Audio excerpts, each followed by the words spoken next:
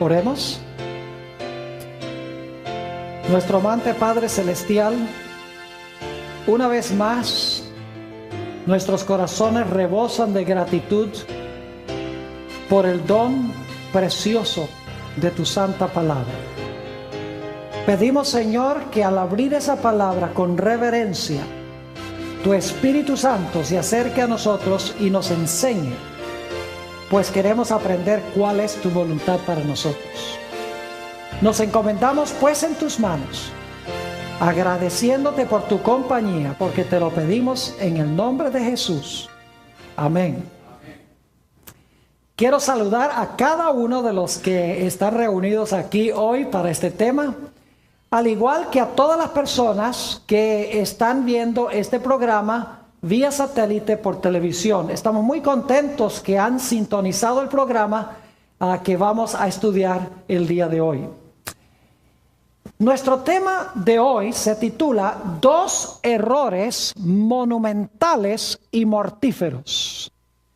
Vamos a hablar de dos errores que han cautivado casi a todo el mundo. Hay muy pocos que no han aceptado estos errores. Es más, estos dos errores son gemelos.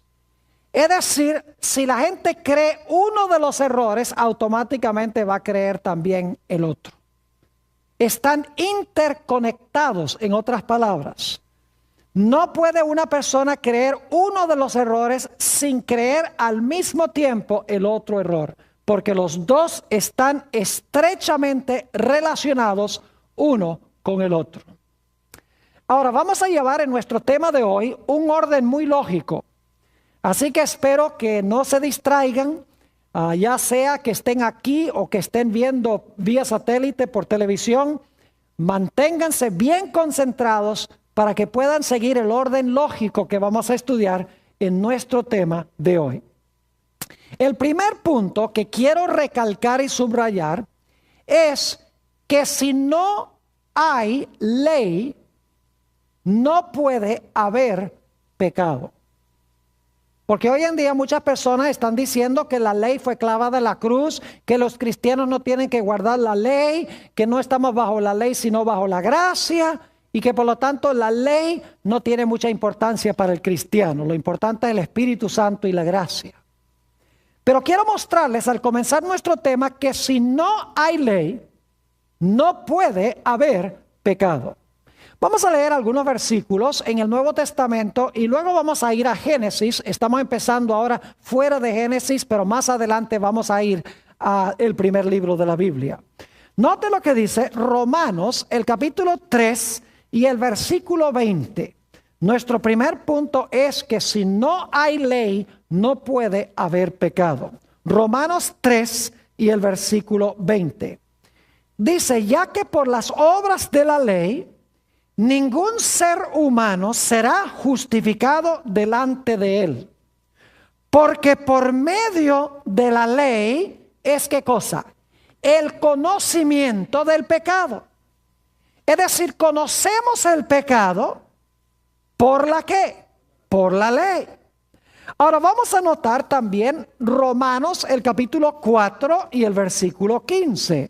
Romanos el capítulo 4 y el versículo 15. La misma idea, que si no tenemos ley, no puede haber conciencia de pecado. Dice en Romanos 4 y el versículo 15, pues la ley produce ira.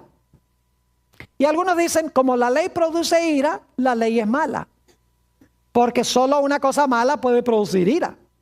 Pero necesitamos entender que la ley es santa, justa y buena, según dice el apóstol San Pablo en Romanos 7 y el versículo 12. Nosotros somos los malos. La ley produce ira porque nosotros somos pecadores. Porque la ley es buena y nosotros somos malos. Sigue diciendo, pues la ley produce ira. Ahora escuchen bien. Pero donde no hay ley, tampoco hay, ¿qué cosa? Tampoco hay transgresión. Es decir, si no hay ley, usted no puede desobedecer una ley que no existe. Usted no puede transgredir la ley si no hay ley. Notemos un texto más, uno o dos más, Romanos 7 y el versículo 7. Romanos el capítulo 7 y el versículo 7. Aquí el apóstol Pablo nos dice esto. ¿Qué diremos pues? ¿La ley es pecado? ¿Qué me dirían ustedes? ¿La ley es pecado? No, en ninguna manera. Pero yo no conocí el pecado sino por la ley, porque tampoco conociera la codicia si la ley no dijera no codiciarás. Es decir, yo no sabría que la codicia es mala, al menos que haya un mandamiento que diga no codiciarás. Es decir, hay un mandamiento que dice no codicies, así que cuando yo codicio, yo sé que eso está mal porque la ley lo dice. Donde no hay ley, no puede haber ¿qué? No puede haber pecado. Porque el pecado, la ley nos muestra el pecado. Ahora, noten nuestro último texto en esta primera parte de nuestro tema. Primera de San Juan, el capítulo 3 y el versículo 4. Primera de San Juan, el capítulo 3 y el versículo 4. Es un texto que hemos leído antes, pero ahora vamos a leerlo en este nuevo contexto. Dice allí, todo aquel que comete pecado, infringe o transgrede o desobedece, infringe también la ley, pues el pecado es ¿qué cosa? El pecado es infracción de la ley. Yo pregunto, ¿puedo yo saber que mi cara está sucia si no me miro en un espejo? Claro que no. La ley es el espejo. Y cuando yo me miro en el espejo, yo veo mi ¿qué? Mi pecado. Para usar otra ilustración, si yo voy a donde un médico, un oncólogo, y él me hace exámenes y determina que tengo cáncer, que Dios no lo quiera, pero determina que yo tengo cáncer, el médico me está mostrando que yo tengo cáncer. La ley es como ese médico. La ley me muestra que yo tengo cáncer y que necesito un remedio. Es decir, si no hubiese ley, no habría pecado, porque el pecado es transgresión de la ley. Ahora vamos a nuestro segundo punto. Si no hay ley y por lo tanto no hay pecado, entonces si no hay pecado, tampoco puede haber muerte. Note lo que dice en Romanos 5 y el versículo 12. Romanos el capítulo 5 y el versículo 12. El apóstol Pablo nos dice algo muy importante aquí en este versículo. Dice, por tanto, como el pecado entró en el mundo por un hombre, y por el pecado, ¿qué cosa? La muerte. Así la muerte pasó a todos los hombres por cuanto todos pecaron. ¿Qué es lo que produce el pecado? El pecado produce muerte. Noten también, ya que estamos en Romanos 6 y el versículo 23. Romanos 6 y el versículo 23. Aquí dice el apóstol Pablo claramente, porque la paga del pecado es muerte, mas la dádiva de Dios es vida eterna en Cristo Jesús, Señor nuestro. ¿Cuál es la paga del pecado? La paga del pecado es muerte. Es decir, cuando yo desobedezco la ley, eso es pecado.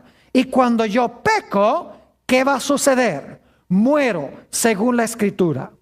Ahora noten también un texto más para este segundo punto. Santiago, el capítulo 1 y el versículo 15. Santiago, el capítulo 1 y el versículo 15. Nos dice aquí el hermano de nuestro Señor lo siguiente.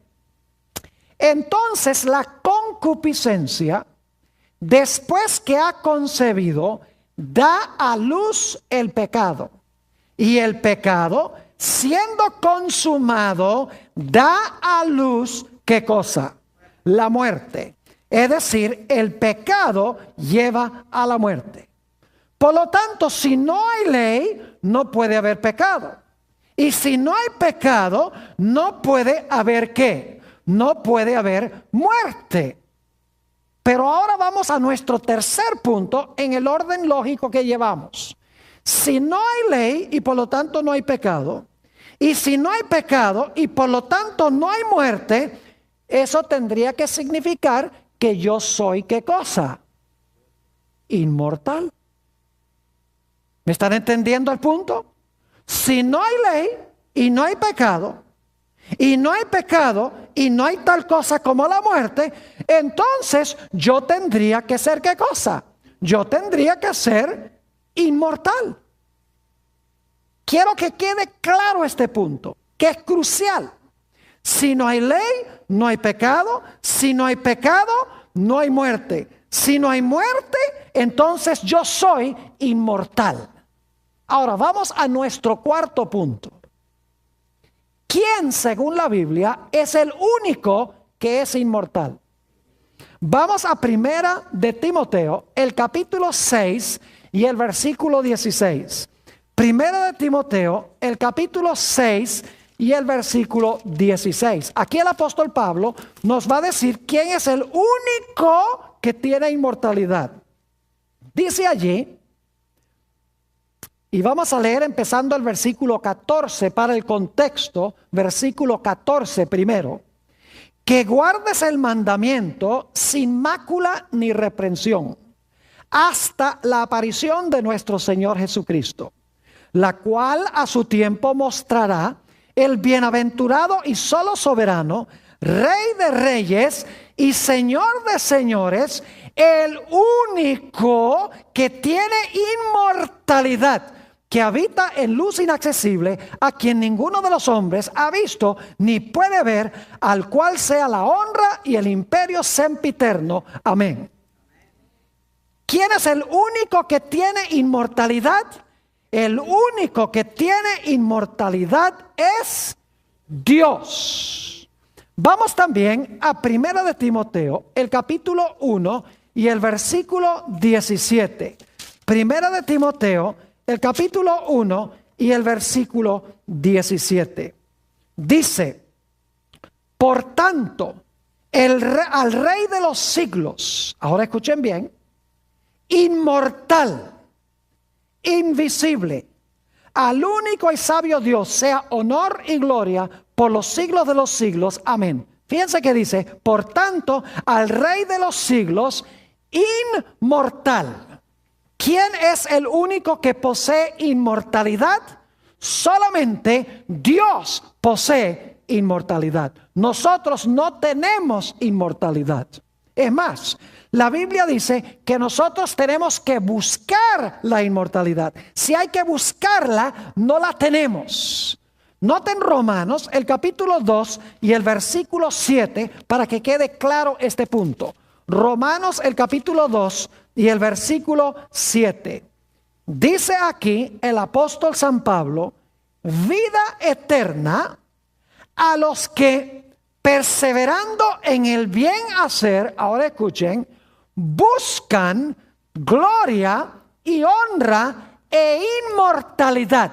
Yo pregunto, ¿nosotros tenemos que buscar inmortalidad? Claro que sí.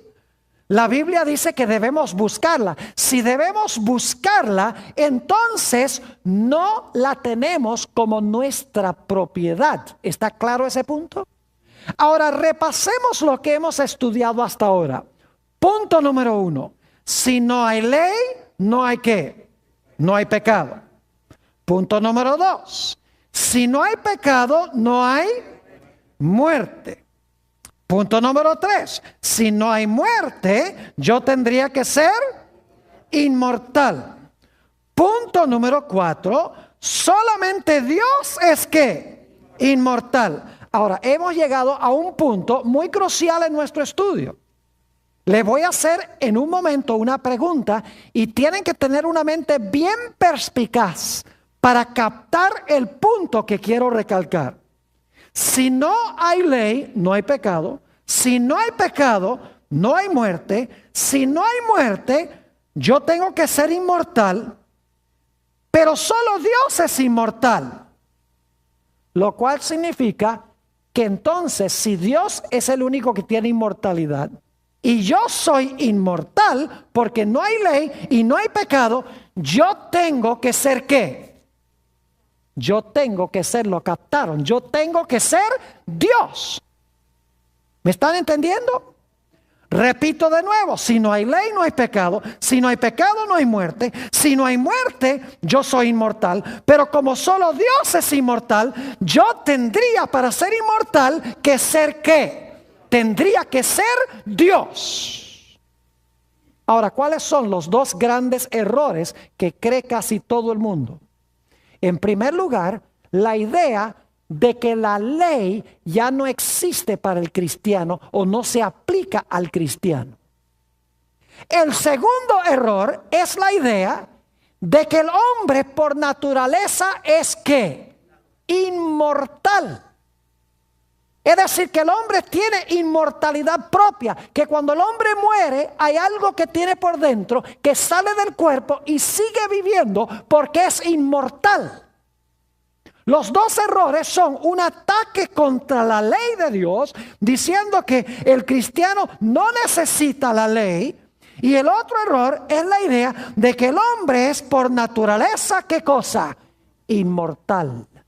Casi todo el mundo cristiano cree en alguna forma o en otra estos dos errores. Ahora yo pregunto, ¿a dónde se originaron estas dos ideas de que no existe la ley para el cristiano porque estamos bajo la gracia, que la ley fue clavada en la cruz y la idea de que el hombre es inmortal? ¿A dónde se originó esa idea? Pues yo quiero decirles que se originó en el libro de Génesis. Vamos a Génesis, el capítulo 3. Y vamos a empezar leyendo en el versículo 1 y me voy a enfocar especialmente en los versículos 4 y 5. Génesis 3, 1. Pero la serpiente era astuta más que todos los animales del campo que Jehová Dios había hecho, la cual dijo a la mujer: ¿con que Dios os ha dicho no comáis de todo árbol del huerto? Y la mujer respondió a la serpiente: del fruto de los árboles del huerto podemos comer, pero del fruto del árbol que está en medio del huerto, dijo Dios, no comeréis de él, ni le tocaréis para que no muráis. Es decir, Dios dijo que no comiéramos de ese árbol, porque si comemos de ese árbol, vamos a ¿qué? A morir. Si iban a morir, significa que el hombre no tenía ¿qué cosa? Inmortalidad inherente y propia, porque inmortalidad significa que no se puede ¿qué? Que no se puede morir, pero el hombre podía morir, según dice en Génesis 3 y el versículo 4. Espero que los que están viendo por televisión estén escuchando con cuidado lo que estamos hablando, porque es muy importante, al igual que los que están aquí. Noten el versículo 4. Entonces la serpiente dijo a la mujer: no moriréis. Le está diciendo, tú no eres ¿qué? Tú no eres mortal. Tú puedes desobedecer el mandato de Dios y seguir ¿qué? Seguir viviendo para siempre, porque tú eres ¿qué cosa? Inmortal. Ese es el primer error. Ahora noten el segundo en el versículo 5. Sino que sabe Dios que el día que comáis de él, es decir, no vas a morir, no eres mortal, no eres mortal, sino inmortal, sino que sabe Dios que el día que comáis de él, serán abiertos vuestros ojos, y ahora escuchen bien, y seréis como Dios, sabiendo el bien y el mal. Yo pregunto, ¿quién es el único en este universo que puede definir qué es bueno y qué es malo? Dios. ¿Dónde se origina la definición del bien y del mal? ¿Se origina con quién? Con Dios. ¿Y a dónde se encuentra la revelación especialmente de lo que es bueno y lo que es malo? ¿A dónde se encuentra? Díganme ustedes. En la ley de Dios, los 10 mandamientos. Yo pregunto, ¿adulterio es malo? Sí. ¿Robar es malo? Sí. ¿Matar es malo? Sí. ¿Adorar a otros dioses es malo? ¿Idolatría está mal? ¿Codiciar está mal? Claro que sí. Es decir, la definición de lo bueno y lo malo está en la ley de Dios. ¿Y quién dio esa ley? Bueno, si es la ley de Dios, ¿la dio quién? Dios. Dios define lo que es bueno y lo que es ¿qué? Y lo que es malo en su santa ley. Pero ¿qué es lo que le está diciendo Satanás a Eva? Le está diciendo, mira, tú no tienes que depender de Dios para que Él te diga qué es bueno y qué es malo. Porque si tú eres inmortal, porque tú no vas a morir, si tú eres inmortal, entonces tú eres ¿qué? Tú eres Dios. Y si tú eres Dios, tú no necesitas que Dios te diga qué es bueno y qué es malo, sino tú misma, siendo Dios, vas a saber qué es bueno y qué es malo. Tú serás tu propia fuente de ética. Tú serás tu propia fuente de saber lo que es bueno y lo que es malo. Y no tienes que depender de que Dios te diga que esta ley es buena y que eso es malo. Si tú eres Dios y tú eres inmortal, tú vas a saber lo que es bueno y malo sin que Dios te lo defina en su santa ley. Es decir, tenemos aquí en Génesis los primeros dos errores de la historia que se han proliferado en el mundo hoy.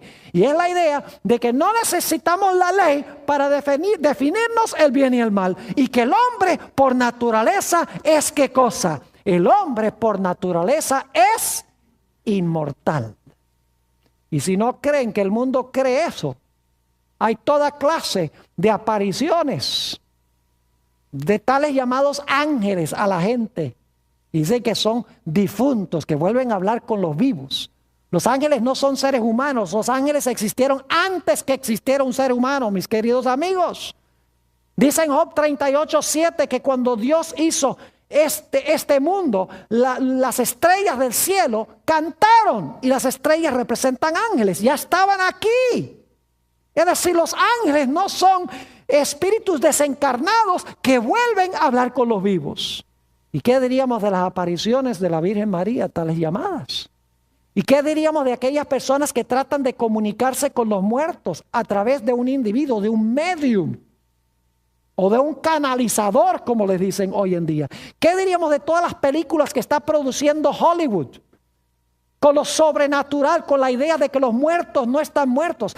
¿Qué diríamos en los púlpitos de las iglesias cristianas a donde se está diciendo que cuando tú te mueres te vas directo al cielo? Si fuiste bueno o si fuiste malo, se va tu alma al infierno. Mi pregunta es, si cuando yo me muero me voy al cielo, entonces ¿a qué viene a buscarme Jesús cuando venga? Si ya me fui. ¿Me están entendiendo lo que estoy diciendo? El mundo cristiano ha asimilado estos dos errores. Un ataque contra la ley y un ataque contra Dios como nuestra única fuente de vida. Ahora volvamos otra vez a Génesis, el capítulo 2, 16 y 17. Génesis 2 y el versículo 16 y 17. Hemos leído esto muchas veces, pero hay que leerlo cada vez más porque es básico para todo lo que enseña la Escritura. Dice en el versículo 15: tomó pues Jehová Dios al hombre y le puso en el huerto de Edén para que lo labrara y lo guardase. Versículo 16: y mandó Jehová Dios al hombre diciendo: de todo árbol del huerto comerás, mas del árbol de la ciencia del bien y del mal no comerás, porque el día que de él comieres, ciertamente que, ciertamente morirás. Yo pregunto, ¿quién fue el que definió lo que es bueno y lo que es malo en el huerto del Edén? Fue Dios. Y según hemos estudiado, en ese solo mandato se encontraban todos los ¿qué?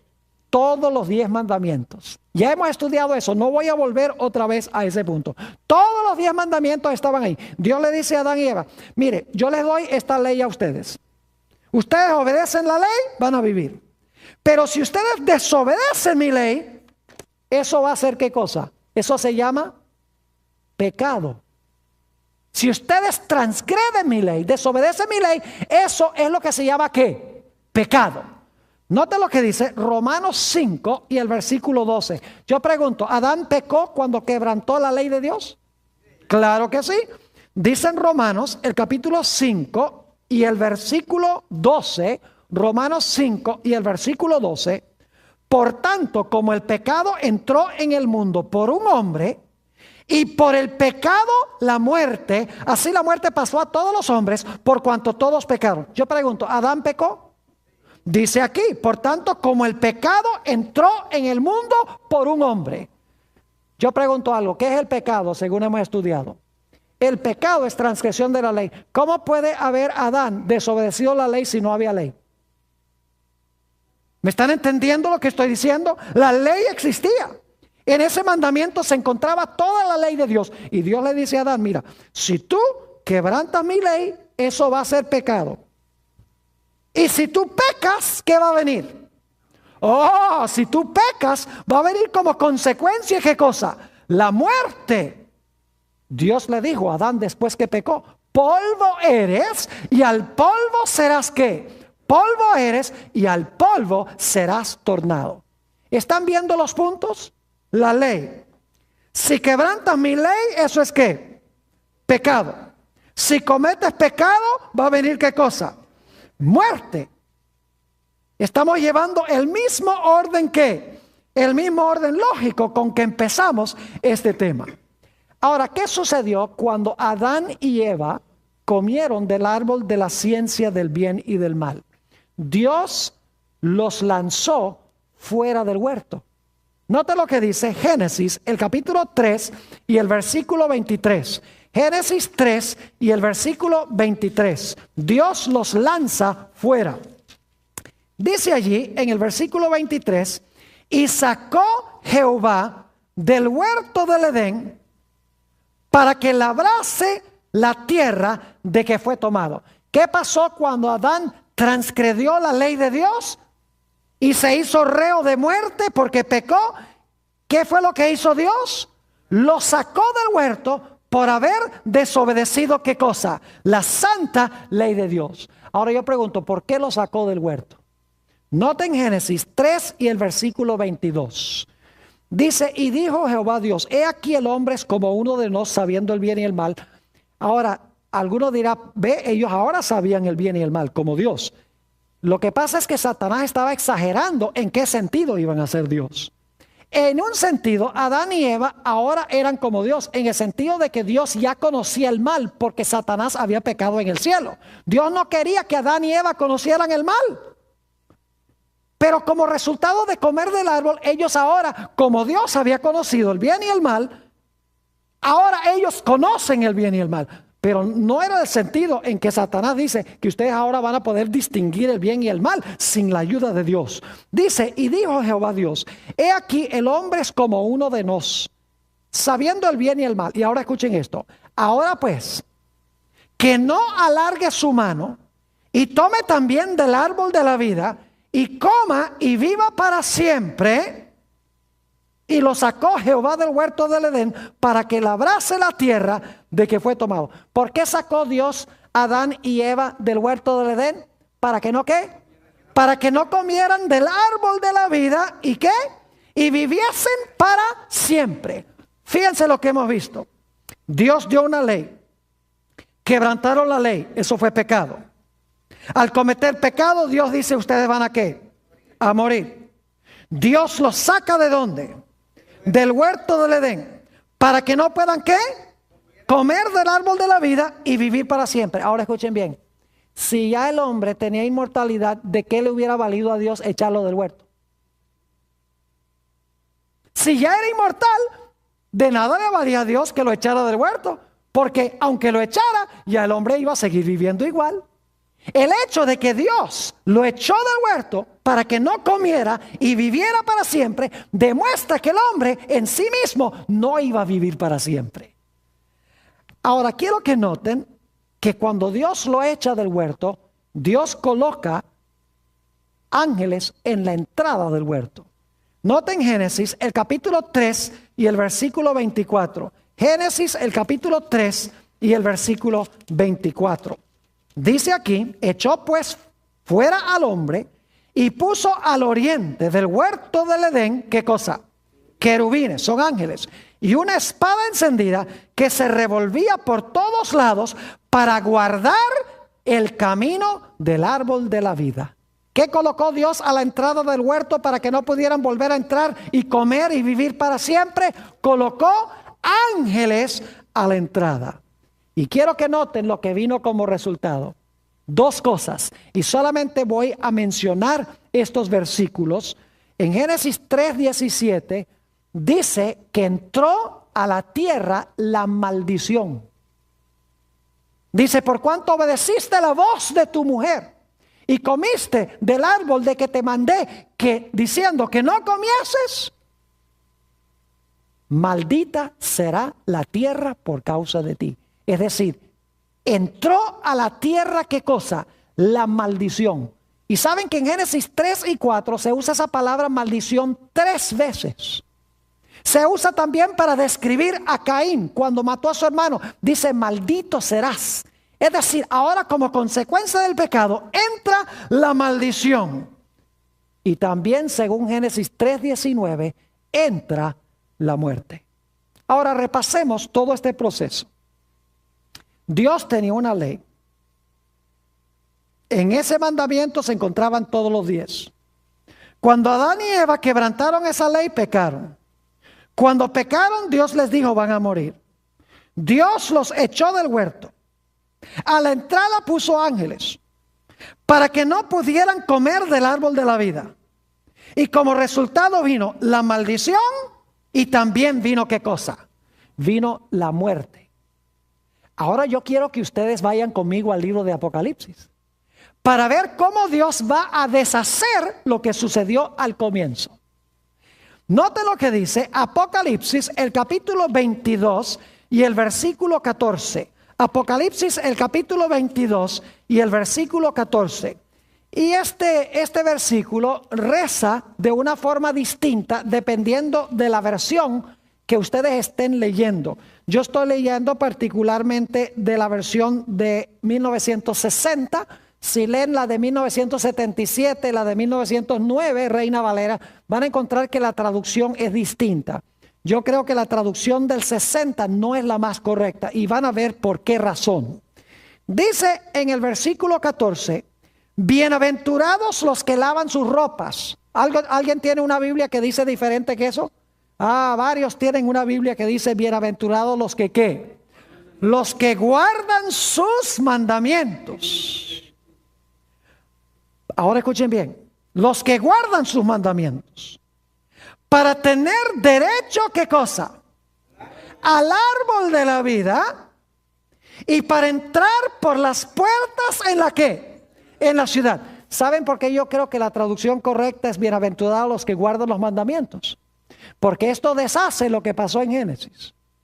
En Génesis, Adán y Eva, ¿qué hicieron? Quebrantaron los mandamientos.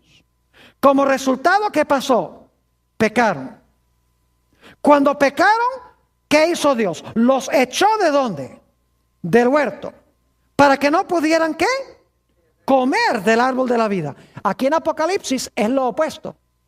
Dice que Dios va a tener un pueblo que guarda ¿qué cosa? Los mandamientos. Y por lo tanto Dios los va a dejar, en vez de sacarlos, va a dejar que ¿qué? Que entren por las puertas para comer ¿de dónde?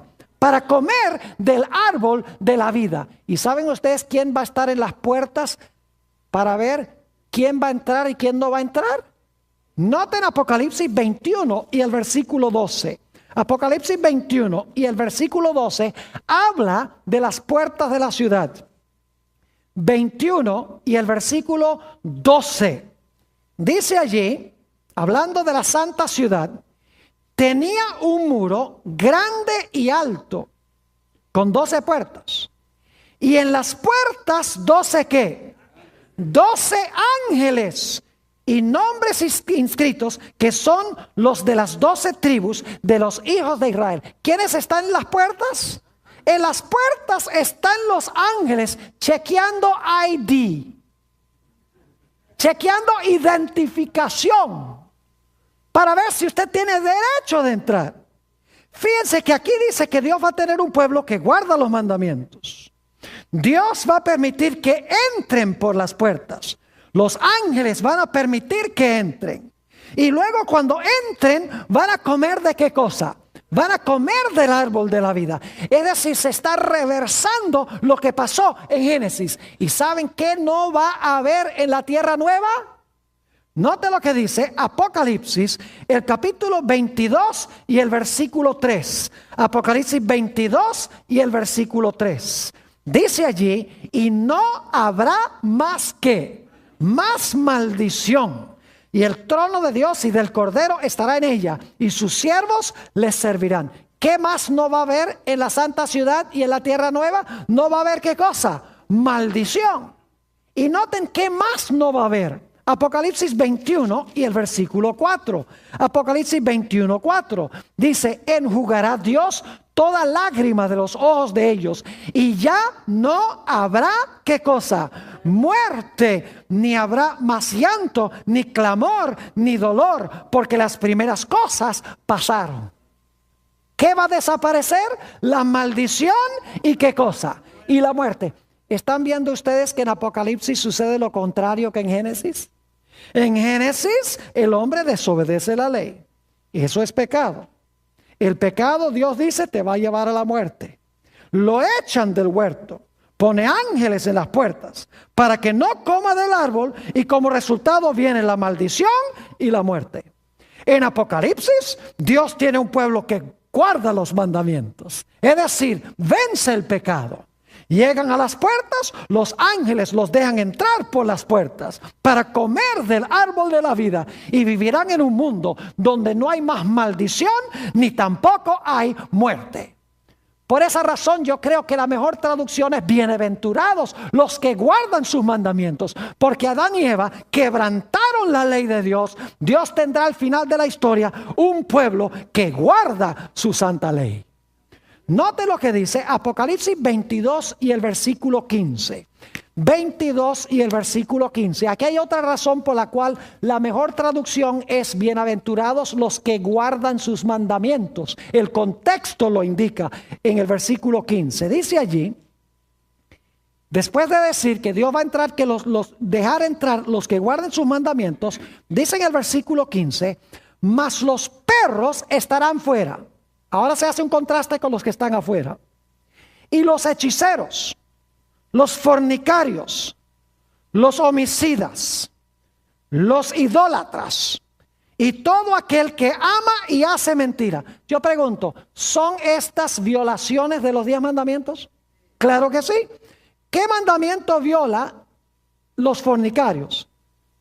No cometerás adulterio, ¿verdad? Porque es un pecado sexual. Los homicidas, ¿cuál mandamiento? No matarás. Los idólatras, ¿cuál mandamiento? No te harás imagen, ni tendrás dioses ajenos delante de mí. El que ama y hace mentira, ¿qué? ¿No hablarás qué? Falso testimonio. Es decir, los que están afuera son caracterizados por el hecho de que hacen ¿qué? Quebrantan los mandamientos de Dios. Mientras que los que están adentro, ¿qué hacen? Guardan los mandamientos de Dios. Se hace el contraste entre el versículo 14 y 15. Noten también Apocalipsis 21 y el versículo 8. Apocalipsis 21 y el versículo 8 habla otra vez de los que están afuera. Y fíjense lo que dice el versículo 7 primero, para que capten el contexto. Versículo 7 primero. Dice, el que venciere heredará todas las cosas, y yo seré su Dios y él será mi hijo. ¿Qué hay que hacer? Hay que ¿qué? Vencer. Y los de afuera, ¿qué característica tienen? Versículo 8. Pero los cobardes, es decir, no tienen fe, y todo lo que no es de fe es pecado. Los cobardes e incrédulos, los abominables y homicidas, los fornicarios y hechiceros, los idólatras y todos los mentirosos tendrán su parte en el lago que arde con fuego y azufre, que es la muerte segunda. Dios tendrá en la santa ciudad aquellos que hacen ¿qué cosa? Que guardan los mandamientos de Dios, mientras que afuera están los que pisotean los mandamientos de Dios. Ahora yo me pregunto, lo que yo me pregunto es, ¿cómo es posible que se hable de la gente que guarda los mandamientos de Dios si los mandamientos fueron clavados en la cruz? ¿Me están entendiendo lo que estoy diciendo? Es ridículo pensar que la gracia ahora hace innecesaria la ley y crucifica la ley. Eso no me resuelve ningún problema. Es como, por ejemplo, si hay un policía que me pone una multa por comerme un semáforo, Yo digo, desháganse de ese policía, desháganse de la ley. ¿Qué clase de mundo sería este? Si nos deshacemos de la ley para salvar al criminal. Lo que hay que hacer no es deshacerse de la ley, sino cambiar el corazón del criminal. ¿Me están entendiendo lo que estoy diciendo? No solo los que están aquí, sino los que están viendo también vía satélite. Ahora, quiero ir a Génesis 3:21 de nuevo. ¿Quién nos salvó de la muerte? Jesús. El mismo día que Adán y Eva pecaron, ¿qué hubo en el huerto del Edén? Esto lo hemos estudiado. ¿Un qué? Un sacrificio. O dos sacrificios, mejor. Y de los sacrificios Dios tomó túnicas ¿de qué? De pieles y vistió a Adán y Eva. ¿Qué estaba avisando Dios? Estaba Dios diciendo que corderos iban a morir, ¿qué cosa? En lugar de morir ¿quién? En lugar de morir el hombre, el Cordero de Dios que quita el pecado del mundo iba a morir en lugar de ellos. Como dice en Gálatas el capítulo 3 y el versículo 13, el Señor Jesucristo sufrió la maldición de la ley. Él se hizo por nosotros maldición. O como dice el apóstol San Pablo en 2 Corintios 5:21, dice: al que no conoció pecado, Dios le hizo pecado, para que nosotros pudiésemos ser hallados la justicia de Dios en él. Es decir, Jesús murió la muerte que yo debo morir para que yo pueda ¿qué? Vivir. Pero ahora hay un punto muy importante y escuchen bien lo que voy a decir. Si el hombre es inmortal, ¿para qué tuvo que morir Jesús para darme lo que ya tengo? ¿Me están entendiendo lo que estoy diciendo? Si yo soy inmortal, yo no necesito que Jesús haya muerto para darme la vida porque ya la tengo. Lo que hace la doctrina de la inmortalidad del alma es restarle la necesidad de la muerte de Jesús. Porque Jesús murió para que yo no muera. Pero si yo soy inmortal, igual no puedo morir. Así que no hubiera sido necesario que Jesús muriera. ¿Están entendiendo lo que estoy diciendo? Es decir, la idea de que si yo soy inmortal hace innecesaria la muerte de Jesús para salvarme a mí de la muerte. Es decir, le resta poder a Jesús. La Biblia nos dice: porque la paga del pecado es muerte, mas la dádiva de Dios es ¿qué cosa? Vida eterna en Cristo Jesús, Señor nuestro. Yo les pregunto, ¿la Biblia es clara de que la muerte existe? ¿De que el hombre no es inmortal? ¿Por qué dice el apóstol Pablo? Porque la paga del pecado es ¿qué cosa? La paga de la transgresión de la ley es muerte. ¿Cómo puede decirse eso si el hombre es inmortal? No sería posible decir que la paga del hombre es muerte. La paga del pecado es muerte. Y muchos cristianos dicen: no, lo que está diciendo eso allí, la muerte en realidad es vida eterna en miseria. Pero la muerte es dejar de existir. Vamos a tener un tema completo sobre la muerte en esta serie. Vamos a encontrar que la muerte es inconsciencia total hasta el momento de la resurrección. Es decir, cuando el hombre muere, está muerto hasta que Cristo venga a resucitarlo en la resurrección de vida o en la resurrección de condenación, como dice la Sagrada Escritura. Es decir, en el tiempo interino, el hombre no tiene vida en sí mismo. Si la vida eterna es un don de Dios, yo no lo tengo. Tengo que recibirlo de manos de ¿quién? Tengo que recibirlo de manos de Jesús. Note lo que dice Primera de San Juan, el capítulo 5 y los versículos 11 y 12. Primera de San Juan, el capítulo 5 y los versículos 11 y 12. Muy interesante, esta declaración es categórica. Dice allí: y este es el testimonio, que Dios nos ha dado vida eterna, y esta vida está ¿dónde? Esta vida está en su Hijo.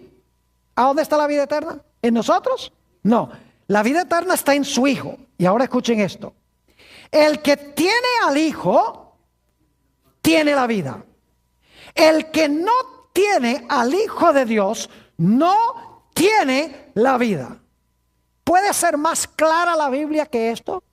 Que el que tiene a Jesús tiene la vida porque Jesús es la vida. El que no tiene a Jesús no tiene la vida porque Jesús es la vida. Es decir, yo no tengo inmortalidad y vida en mí mismo. ¿Saben ustedes que estos dos errores se van a proliferar, según la Biblia, muchísimo en el mundo al final de la historia?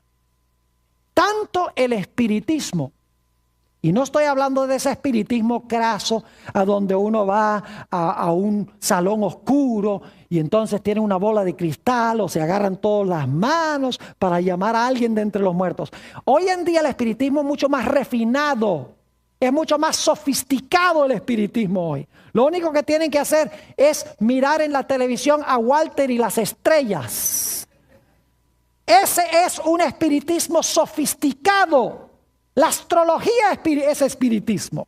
La idea de que uno puede comunicarse con los muertos es espiritismo. La idea de que uno puede leer el destino en las estrellas es espiritismo. Es decir, el espiritismo es muy extenso. Es no solamente meterse en un salón oscuro para tratar de llamar a una persona que está muerta para que le revele a uno el pasado o el futuro. La Biblia también dice que en los últimos días, además de los espíritus de demonios haciendo señales para engañar a los moradores de la tierra y de todo el mundo, dice también la Biblia que en los últimos días los cristianos se van a lanzar en contra de la santa ley de Dios. Note lo que dice en San Mateo 24 y el versículo 12. San Mateo el capítulo 24 y el versículo 12. Es muy interesante este versículo y necesito explicarles el significado de una palabra muy importante aquí. Dice en el versículo 12, y por haberse multiplicado la ¿qué? La maldad, el amor de muchos se ¿qué? Se enfriará. Hay gente que va a tener amor, pero por la maldad se van a ¿qué? Se van a enfriar. El amor se va a enfriar. Ahora, ¿qué significa esa palabra maldad? Escuchen bien. Es la mismita palabra que aparece en 1 de Juan 3:4, donde dice que el pecado es infracción de la ley. Ustedes no lo sabrían por la traducción. Porque dicen, bueno, aquí dice maldad y allá dice infracción de la ley. Pero si ustedes van al idioma original en que fue escrito el Nuevo Testamento, ustedes van a encontrar que esta palabra maldad es la mismita palabra que se traduce infracción de la ley. Es decir, aquí se podría traducir esto: y por haberse multiplicado la transgresión de la ley, el amor de muchos el amor de muchos se enfriará. Leímos en nuestro último tema, San Mateo el capítulo 7 y el versículo 21 al 23. Vamos allí nuevamente. San Mateo 7 y el versículo 21 al 23. Aparece esta mismita palabra, infracción de la ley, para que vean que aún cristianos en los últimos días van a infringir la ley de Dios. Porque van a creer que la ley de Dios ya no está vigente para el cristiano, que lo único que importa es la gracia o el Espíritu Santo. No me entiendan mal, yo creo en el Espíritu Santo, pero la Biblia dice que Dios le da su Espíritu Santo a los que le obedecen. Yo creo en el amor, pero la Biblia dice que el amor es el cumplimiento de la ley. Hay que dar definiciones correctas a estas cosas. Noten San Mateo 7:21. No todo el que me dice, Señor, Señor, entrará en el reino de los cielos, sino el que hace la voluntad de mi Padre que está en los cielos. No el que dice Señor, Señor, sino el que ¿qué? El que hace la voluntad de Dios. Versículo 22. Muchos me dirán en aquel día, Señor, Señor, ¿no profetizamos en tu nombre? ¿Y en tu nombre echamos fuera demonios? ¿Y en tu nombre hicimos muchos milagros? Yo pregunto, ¿esos milagros eran genuinos? No. ¿Ese echar fuera demonios era genuino? No. ¿Esas profecías eran genuinas? No. Porque fíjense lo que dice Jesús, versículo 23. Y entonces les declararé, nunca os conocí. Ni cuando estaban haciendo los milagros, fíjense. Nunca os conocí. Apartaos de mí, hacedores de maldad. La misma palabra que se puede traducir los que transgreden o desobedecen la ley de Dios. Yo pregunto, ¿va a haber mucha gente en los últimos días que van a hacer milagros y van a lanzar demonios y van a dar muchas profecías que Jesús va a decir, yo no los conozco a ustedes porque son transgresores de mi ley? Claro que sí. Y la Biblia dice que van a odiar, Satanás va a odiar a esta gente, porque dice en Apocalipsis 12:17 que el dragón se airó contra la mujer y se fue a hacer guerra contra el remanente de la simiente de ella, los cuales guardan los mandamientos de Dios y tienen el testimonio de Jesucristo. Yo me pregunto, ¿cómo es que Dios puede tener un pueblo que guarda los mandamientos si fueron clavados en la cruz? Es que no tiene sentido. Pero la gente, los cristianos, se comen el cuento. Los ministros se paran y predican estas cosas y todo el mundo dice aleluya y amén, sin pensar y sin estudiar la Biblia por ellos mismos. Por favor, escuchen los que están viendo vía satélite, por televisión. Ustedes también aquí. Estos son asuntos de vital importancia. Los dos ataques de Satanás al final de la historia va a ser contra la ley y contra la idea de que el hombre es mortal. Ahora yo quisiera tratar un último punto antes de terminar. Algunos dicen, pero pastor, la Biblia dice que somos salvos por la gracia a través de la fe. ¿No creemos eso? Claro que sí. Note lo que dice Efesios, el capítulo 2 y el versículo 8 y 9. Efesios, el capítulo 2 y los versículos 8 y 9. No quiero que alguien me entienda mal y diga, el pastor Born no cree en la gracia. El pastor Born cree que la gente se salva guardando la ley. No. La gente se salva por la gracia de Jesús y por amor a Jesús guarda la ley. Si no guarda la ley es porque no ha recibido la gracia de Jesús. Porque Pablo dice que somos justificados por la fe sin las obras de la ley. Mientras que Santiago dice, ¿no viste que Abraham y Rahab fueron justificados por obras? Y algunos dicen, hay contradicción en la Biblia, porque Pablo dice justificados por la fe sin obras y Santiago dice que fue justificado Abraham por obras. Lo que pasa es que Pablo y Santiago están mirando dos diferentes problemas. Pablo está tratando con aquellas personas que dicen, yo soy salvo por fe y no importan mis obras. Mientras que Santiago está tratando con aquellas personas que dicen, yo soy salvo por fe y tratan mal a la gente y dicen que de todas maneras son salvos. Es decir, el apóstol Pablo está tratando con la gente que profesa obrar mucho y ser salvos por fe, mientras que Santiago tiene que ver con aquellas personas que dicen que tienen fe y no obran nada. Ahora noten Efesios 2 y el versículo 8 y 9. Porque por gracia sois salvos. ¿Cómo somos salvos? Por gracia. Por medio de la fe. Y esto no de vosotros, pues es don de Dios. No por obras para que nadie se gloríe. ¿Cómo somos salvos? Por gracia a través de la ¿qué? A través de la fe. Y alguno dice, ve, ahí está clarito, pastor, que las obras no importan, porque el apóstol Pablo dice que somos salvos por gracia a través de la fe. Y esto no es de nosotros, es don de Dios. No por obras para que nadie se gloríe. Lo que pasa es que la gente no lee el versículo 10. ¿Ve? Hay que leer el siguiente versículo. Cuando somos salvos por gracia a través de la fe, ¿qué va a pasar? Versículo 10. Porque somos hechura suya, creados en Cristo Jesús. Es decir, hemos nacido de nuevo cuando somos salvos por gracia. Creados en Cristo Jesús. ¿Para qué? Para buenas obras, las cuales Dios preparó de antemano para que anduviésemos en ellas. ¿Espera Dios que produzcamos buenas obras?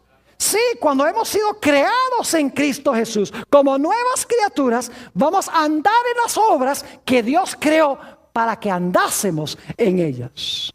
Permítame darles una ilustración para que podamos entender. Cuando ustedes arrancan su carro por la mañana, ¿cuáles ruedas se mueven primero? ¿Las de adelante o las de atrás?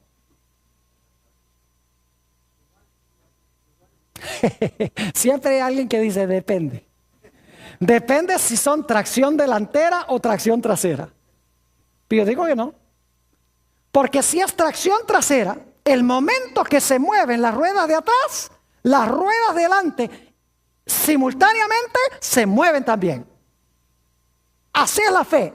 La fe es el poder propulsor. Y cuando hay fe, las obras siguen. Si no hay obras, es porque no hay ¿qué? No hay fe y no hemos sido salvos por la gracia. Por eso la Biblia dice que somos salvos por gracia a través de la fe, pero seremos juzgados por nuestras obras. Por eso el apóstol Pablo dice que somos salvos por la gracia a través de la fe, mientras que Santiago dice, pero aquellos que tienen fe, obran.